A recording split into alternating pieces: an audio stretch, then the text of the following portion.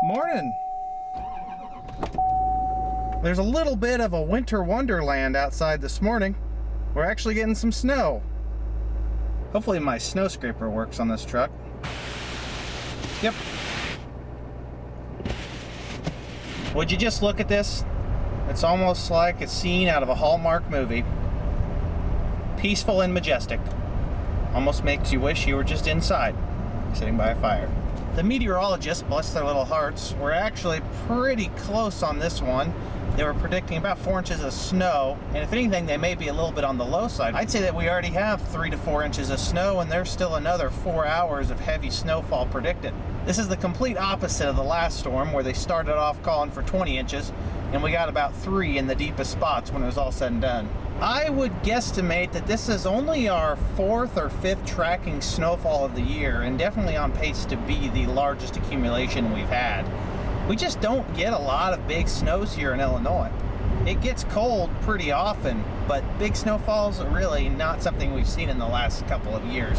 If you ask Marty or any of his brothers about big snowfalls, they will never fail to mention the big snowstorm of 1978, I believe. Supposedly, it was a large amount of snow. It stayed cold for a long time, so the snow never melted, and it got to the point where they were bulldozing the roads open because there was so much. Now, I don't know if that's nostalgia just heightening the severity of the storm, or if it was really that bad. I'm sure some of you in the comments may have experienced it yourself, but for a large cattle farm in that time period, I think that snowstorm was quite the hurdle for our family. Speaking of hurdles, we're just fair weather farmers, so I don't think the semis are going to leave the shed this morning. Oh yeah, this is actually really coming down right now. We're going to pass 4 inches in the blink of an eye. The back roads are actually not in the greatest shape. Probably a good choice not to haul.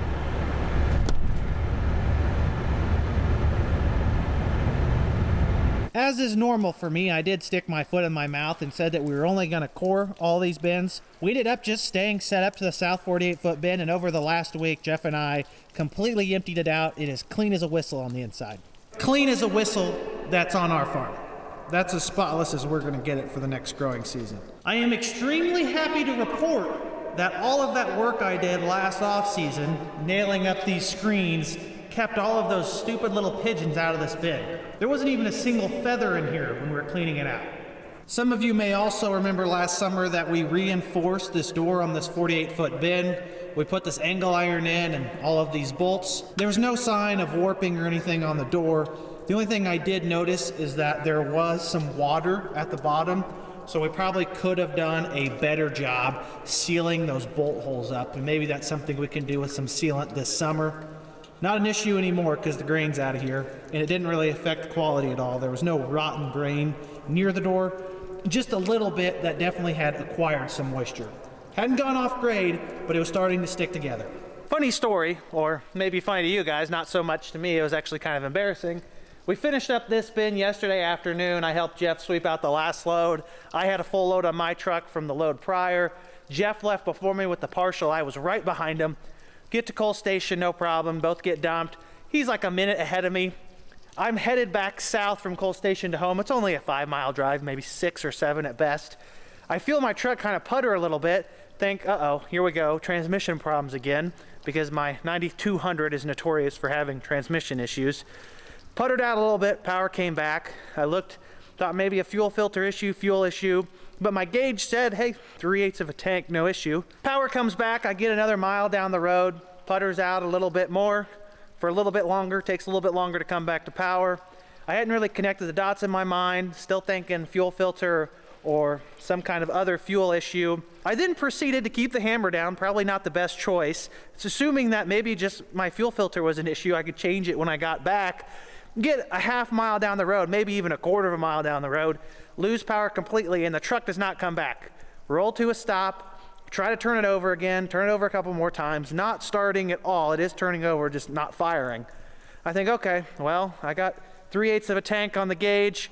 It has been following from full all the way down to 3/8 over the course of the last couple weeks that I'm hauling, but I never got out and actually checked how much fuel I had in the tank. Therein lies the problem that I was not personally aware of, or at least did not remember, that my truck that I drive regularly hauling grain does not have a properly functioning fuel level sensor. I thought it was working right because it, like I said, had gone from high to low as I'd been hauling, but the light never came on. When I hopped out of that truck, popped open the lids on the fuel tank and saw them both dry as a bone, I knew exactly what I'd done. I'd ran out of fuel. I had to swallow my pride and make a few embarrassing phone calls to my uncle, say I need some fuel, probably some wrenches. We took the fuel filters out, reprimed them, put fuel in the tank. There was no self-priming or hand prime on the pump, so we kind of just tried to turn it over till eventually it started. After the entire crew showed up, we finally got this thing running after about 30 minutes of sitting there. Got it home, fueled it up all the way, no problem.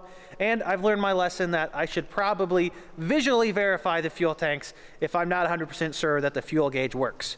So that's what happened yesterday. I didn't have my camera, I didn't feel like filming. And I would venture to say that I'm not going to do much more filming today because this is the kind of weather we're going to have. Today is going to be a big day on our farm. And that's not so much in an exciting way, more like the bank account here is getting drained. Our beloved second combine, the 2014 S670 that's been in the shop for almost 3 months, is finally rejuvenated. It's on the way home right now. Marty's behind the wheel. Hopefully he makes it. You never know with him. And with it, I'm told that it has about a $50,000 repair bill. So we might as well roll out the red carpet for that price tag. Typically, we like to park the combines out of the way as much as possible, especially because they've got the unloading augers that stick out. So I'm probably going to move this 9460R if it'll start. Battery shutoffs are one of the nicest things you can put on new equipment. All right, time for the cold start.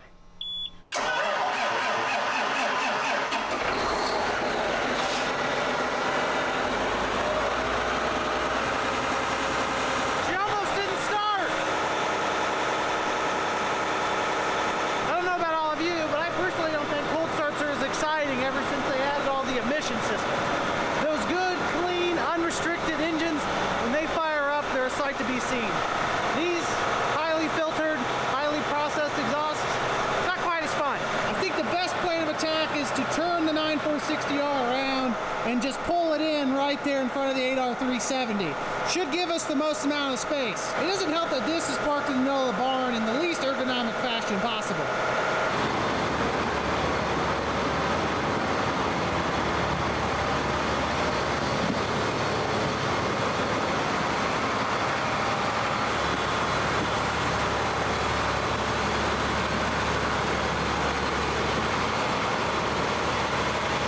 You mark my words, one of these days I'm going to take out all this rock and pour concrete so everything doesn't get so dusty. That's probably good enough. Probably not the best job packing things in here, but also far from the worst. My dad should be here any minute with that S670. I'm sure he'll come slingshotting in the driveway. Yep, I called that about right.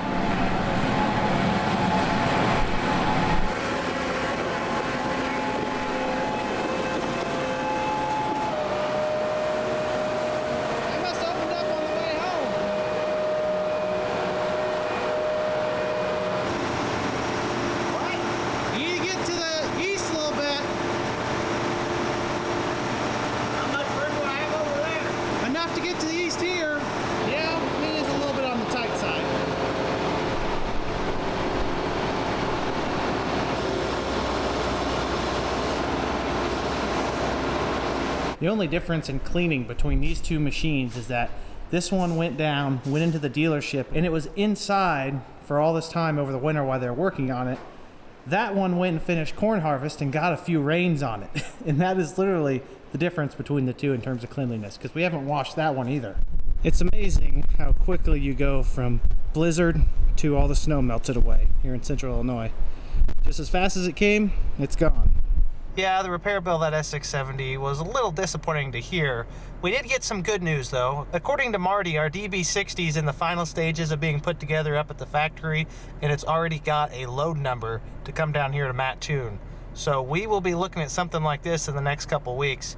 Obviously they'll have to set it up. We'll probably just bring our tractor in. This is a DB60 47 row on 15-inch spacing, so ours is going to be 5 inches wider per row. That makes it a 36 row planter. That's a nice looking rig though. Anywho, I'm probably going to disappear for a little bit. My wife and I are about to leave for vacation to go snow skiing, so I'll fill you guys in with some clips here.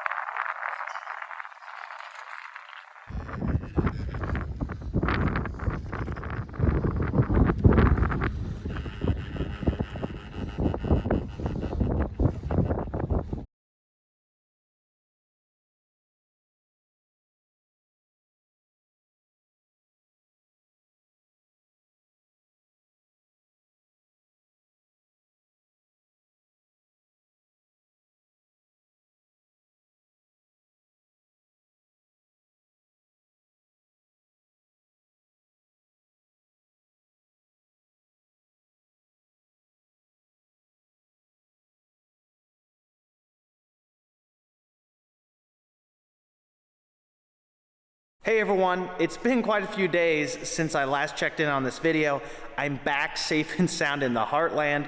My skiing excursion into the winter wonderland, that is the Vail, Colorado area, more specifically Beaver Creek, resulted in no injuries, which is always good to report. Although I haven't been skiing since my senior year of high school, which was 7 or 8 years ago now, I do enjoy a good skiing trip.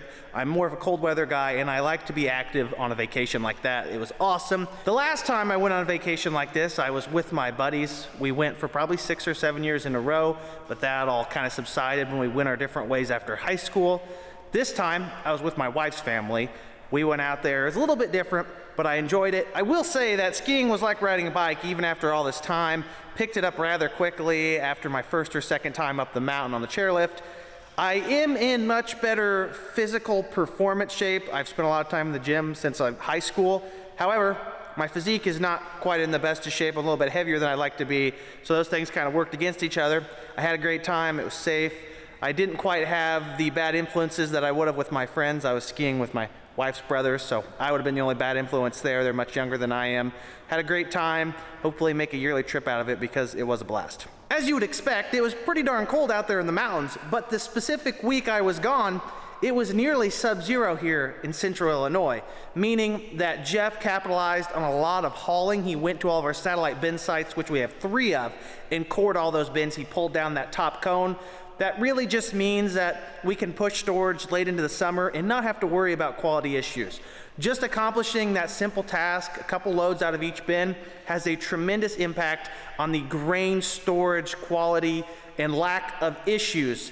Because you pull that core out, you get better airflow. You don't have to worry quite as much. Because once it warms up in the spring and summer, your grain in the bin is also going to start warming up. The higher the temperature of anything, the more biological activity. That results in things going off grade, mold, other problems you don't want to deal with. So we've kind of kicked the can down the road. We can come back and haul out of those, but we're not going to be doing it this week because it's about 45 degrees and it just rained 2 inches. Well, that and of course, half of our help is gone right now. Jeff and my dad are both off on vacations. So we're kind of just holding down the fort, keeping things in line. Hopefully next week we can kick things off.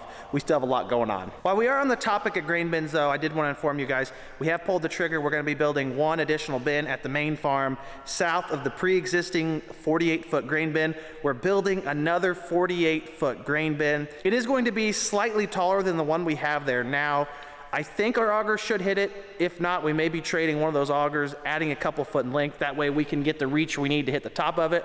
I believe it's going to hold somewhere between 45 and 50,000 bushels of dry corn, which is quite a bit of capacity even with our yields. I talked about this in a previous video, and I'm sure some of you may ask the question, why not go bigger? Anything over a 48-foot diameter grain bin, you start to kind of reach the commercial spec. You have to stiffen the bin up more. You have to add a lot more in terms of infrastructure, different things you have to consider that quickly shoot the price up. And to get your average cost per bushel back down to what this 48-foot grain bin is going to come in at, you really got to build a significantly larger bin. And once you get that large, you got to put up a leg, and you're going to incur all sorts of costs that are not necessary. We're just looking for efficient storage of dry corn. The 48-footer is about the best you can get. Based on my estimates, if we have a somewhat productive corn crop, it should store another 200 acres worth of corn, which isn't a ton of acreage, but it is something, and it will add more options for us to alleviate long lines at the elevator and not have to wait, keep the machines moving. Should be exactly what we need, and if it's not, next year maybe we'll consider putting another one up. You never know what the future holds. I'll move on to the next topic because the list is actually kind of lengthy on things I want to update you guys on. The tendering/trailer setup to haul chemical and product to our Hagee that's supposed to be coming available in March. I had a lot of very well thought out comments in the video where I talked about acquiring a Hagee. I appreciate all of the thought you guys put in.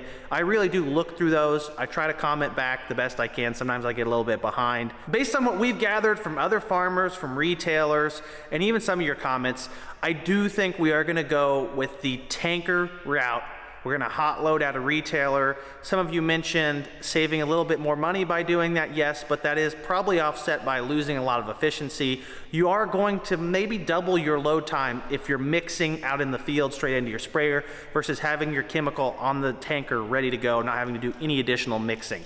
All of the retailers that we could possibly work with are within 10 to 15 miles, which is not really that long of a distance, and most of them are capable of loading 700 or 800 gallons per minute, which would fill even a big tanker rather quickly. We are not personally concerned with not getting what we're paying for at these retailers. We wouldn't even consider doing business with someone who we didn't trust to mix everything exactly how they said they're gonna mix it. I'm sure there are some cases out there and some horror stories from some of you who've dealt with issues like that.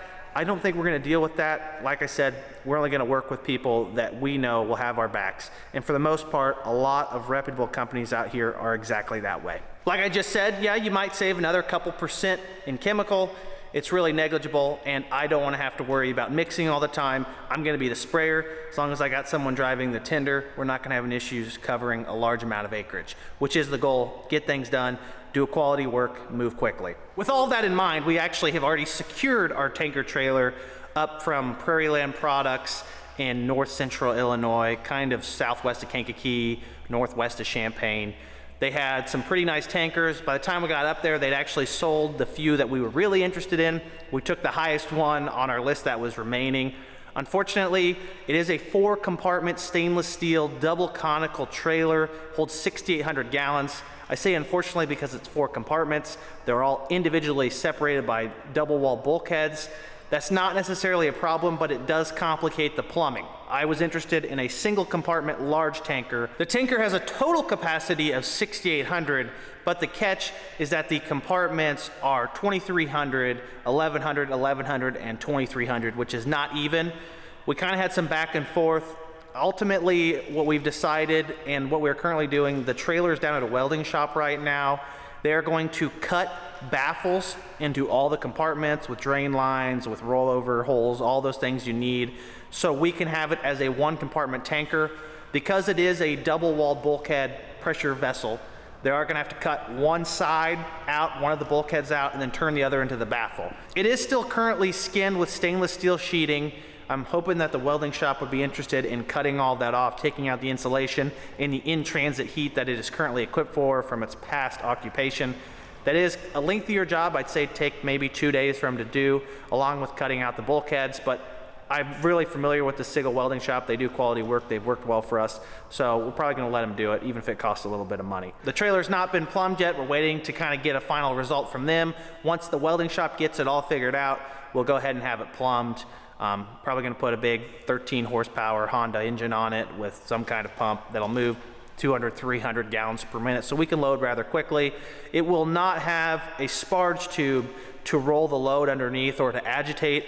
If I get it to 1 compartment, which I'm not entirely sure is possible yet, but is my goal, I'll probably just run a T out of the pump side of the pump, run one to the front section, and run one to the back. That way you'd get pretty good mixing, pull out of the bottom, load the front and the back, and not really gonna have any issues with chemicals not being mixed into solution. You know what, there's not a whole lot going on right now. Let me just draw this for you so I can just kind of show you what I'm thinking.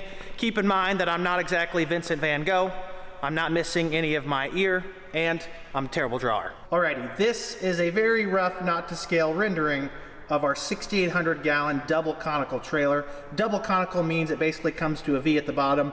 It's not a deep drop trailer, which actually has a much deeper V. It would clean out better, but they cost a little bit more, and you just don't quite see as many around. 2,300 in the front, 1,100, 1,100, and 2,300 in the back. Double wall bulkheads.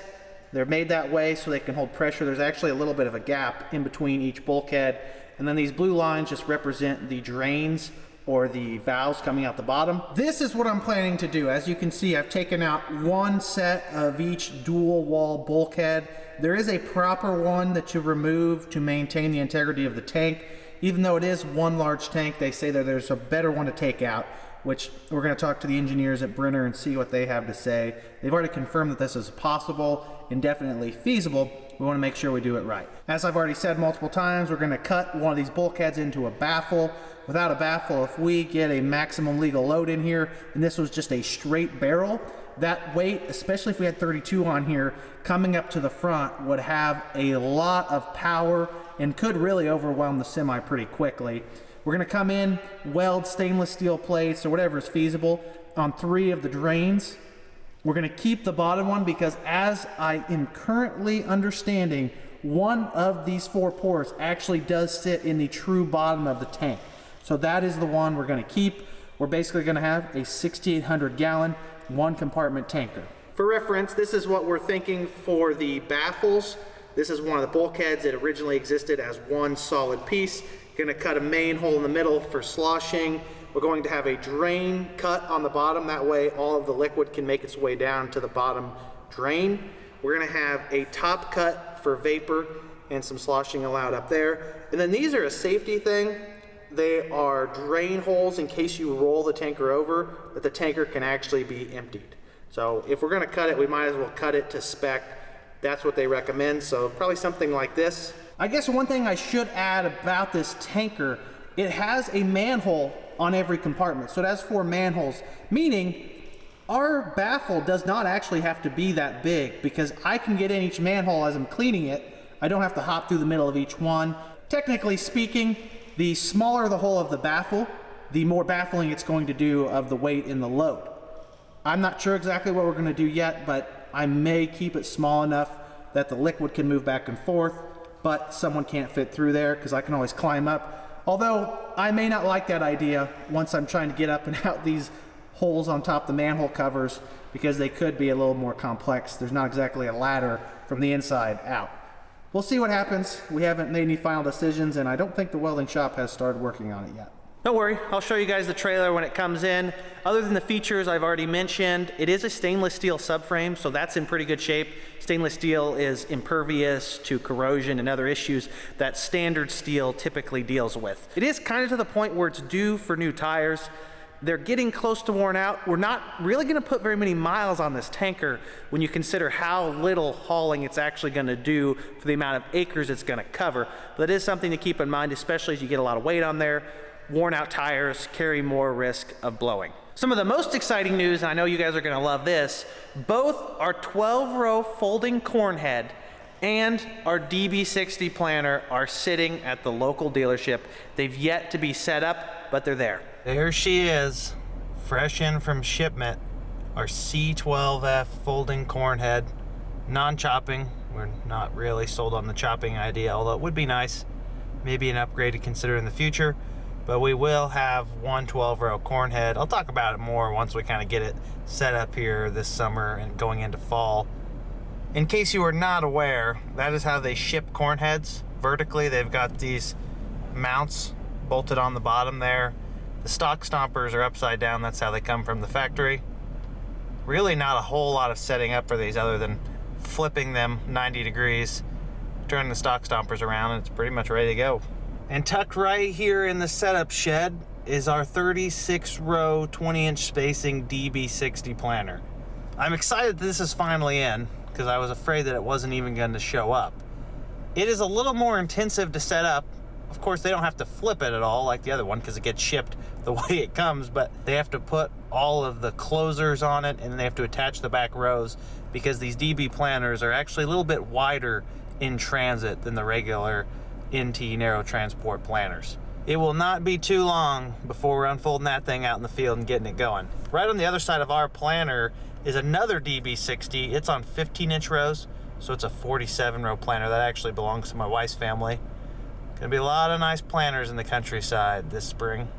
Well, everyone, I think that's going to be it for this video. Obviously, things are still rather slow and continue to be slow through January, February, and somewhat into March, because we're in a holding pattern before we really move on to focusing on spring and planting season. Before too long, we'll be pulling out everything and doing planting season preparation. I do know it's close, though, because I started having nightmares about messing things up during planting this season, so it can't be too far away. Typically, I don't dream about the work we're about to do until we're about to be doing it. I do find it kind of funny that my dreams about farming are never about some awesome kick butt day we had. Oh, we covered 2,000 acres in one day with our 2 planters. Usually it's something that's gone horrifically wrong, or had half the planter shut off after doing 500 acres in a day. You guys may be different, but I'm never too successful in my dreams. Don't forget to keep an eye out for me at the National Farm Machinery Show. I'll have this hat on and have this scar on my nose. Do not be afraid to come up and say hi to me. I love meeting all of you and talking to you. Anytime you see me, anywhere you see me, say hi. I'd love to talk to you. That's gonna be it for this video though. I greatly appreciate every single one of you tuning in and continuing to support the channel. I hope to see you all in the next video. Until then, make sure you like the video if you enjoyed it, subscribe if you want to see more, and comment down below if you have any questions. You know I love to talk about farming. Have a great day, everyone. Peace!